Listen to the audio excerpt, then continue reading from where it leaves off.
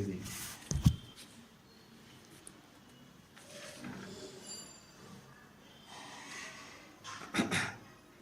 ఆత్మజ్ఞానం. ఆత్మజ్ఞానం అంటే ఏంటి?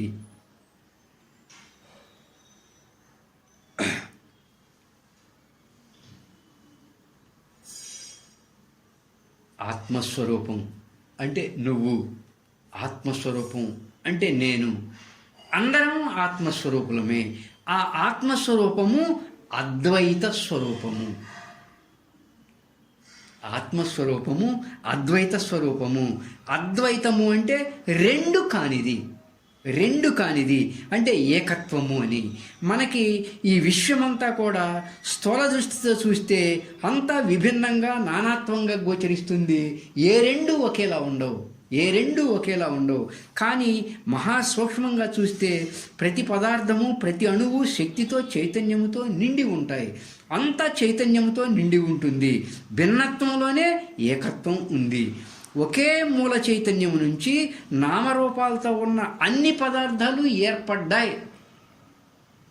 నిరాకారంగా విశ్వమంతా ఉన్నది విశ్వ చైతన్యంగా మనం తెలుసుకోవాలి. అంటే ఒకే మూల చైతన్యము నుంచి నామరూపాలతో ఉన్న అన్ని పదార్థాలు ఏర్పడ్డాయని, నిరాకారంగా విశ్వమంతా విశ్వ చైతన్యమే ఉన్నది అని, అంటే భిన్నత్వంలోని ఏకత్వాన్ని దర్శించాలి. అద్వైతం అంటే నీ మనసుకి నీకు భిన్నత్వం గోచరిస్తున్నా కూడా అంతర్లీనంగా మహాసూక్ష్మంగా అంతా విశ్వ చైతన్యమే నిండి ఉంది అన్న భావనను నీవు పొందాలి. అలా పొందటమే ఇక్కడ ఆత్మజ్ఞానం. అంటే ఒకే బంగారం నుంచి విభిన్న ఆభరణాలు వస్తాయి. కానీ ఆభరణాల దృష్టితో చూస్తే ఏ రెండు ఆభరణాలు ఒకేలా ఉండవు, ఎంతో విభిన్నంగా కనపడతాయి. కానీ బంగారం దృష్టితో చూస్తే అంతా ఒకే బంగారం అని తెలుస్తుంది అండి. అలాగే ఒకే మట్టి నుంచి ఎన్నో కొండలు తయారవుతాయి. కొండల దృష్టితో చూస్తే అన్నీ విభిన్నంగా నానాత్వంగా కనపడతాయి. కానీ మట్టి దృష్టితో చూస్తే ఒకే మట్టి నుంచి ఇవన్నీ వచ్చాయి, అన్నీ ఒకే మట్టి అని తెలుస్తుంది. అలాగే ఒకే సముద్రం నుంచి ఎన్నో అలలు వస్తాయి.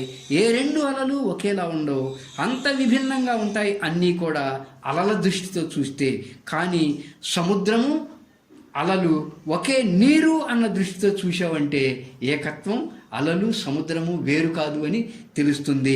అలా మనం కూడా చైతన్య దృష్టితో ఈ భిన్నత్వంలోని మూలాన్ని, ఏకత్వాన్ని దర్శించాలి.